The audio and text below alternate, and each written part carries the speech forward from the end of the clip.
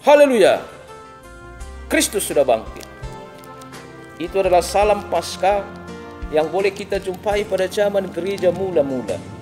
Ketika seorang bertemu dengan yang lain, mereka akan menyampaikan salam Paskah dengan berkata, Haleluya, dan yang lain akan menjawab, Kristus sudah bangkit. Itu jugalah menjadi salam Paskah dari saya buat Bapak, Ibu, Saudaraku yang terkasih, dimanapun Anda berada. Saudaraku yang terkasih, firman Tuhan yang didasarkan kepada Injil Matius pasal 28 ayat 1 sampai dengan ayat yang ke-10. Menurut hemat saya, ada 3 pertanyaan yang boleh kita munculkan, yang sekaligus juga sebagai renungan dan refleksi atas firman ini. Yang pertama, adakah orang yang menyaksikan kebangkitan Yesus Kristus? Saudaraku yang terkasih, ketika kita baca ayat 1, di sana kita menemukan 2 Maria. Pertama disebutkan sebagai Maria Magdalena, dan yang kedua disebut sebagai Maria yang lain.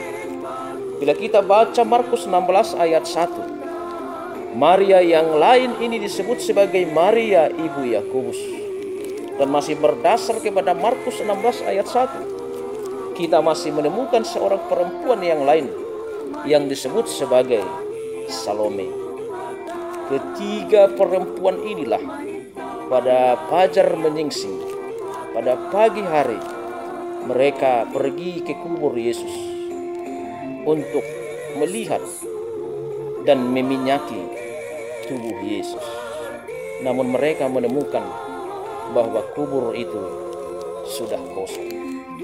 Saudaraku yang terkasih, ketiga perempuan inilah yang menjadi saksi yang pertama sekali tentang kebangkitan Kristus. Tetapi pada saat ini, saudaraku yang terkasih, siapapun yang menonton video ini haruslah menjadi saksi-saksi kebangkitan Kristus. Pertanyaan yang kedua yang boleh kita munculkan dari nas ini adalah, bagaimanakah peristiwa Yesus itu bangkit? Bila kita baca ayat 2 sampai dengan ayat 5, di sana dijelaskan bahwa sebuah gempa bumi yang hebat terjadi. Gempa bumi yang hebat ini ternyata bukan hanya menyertai kebangkitan Yesus. Gempa bumi yang hebat ini juga menyertai proses kematian Yesus. Malaikat turun dari langit untuk menggulingkan batu. Malaikat dengan wajahnya bagaikan kilat dan pakaiannya bagaikan salju. Malaikat itu berkata kepada perempuan itu, "Kamu menemui Yesus yang disalibkan itu. Dia sudah tidak di sini lagi. Dia sudah bangkit. Pergilah ke Galilea. Kamu akan menemukan dia di sana." Atas suruhan itu, ketiga perempuan ini pergi ke Galilea untuk menjumpai Yesus. Dan pertanyaan yang ketiga, Bapak Ibu yang terkasih, yang boleh kita munculkan adalah, apa yang Yesus sampaikan kepada perempuan-perempuan ini ketika mereka bertemu di Galilea? Saudara yang terkasih, ada 3 hal. Yang pertama, kita menemukan salam yang disampaikan oleh Yesus bagi mereka. Yesus berkata, "Salam bagimu." Salam ini juga, Bapak Ibu yang terkasih, hendaknya menjadi salam Yesus bagi kita. Yesus yang sudah bangkit menyapa dan memberi salam damai bagi kita sekalian.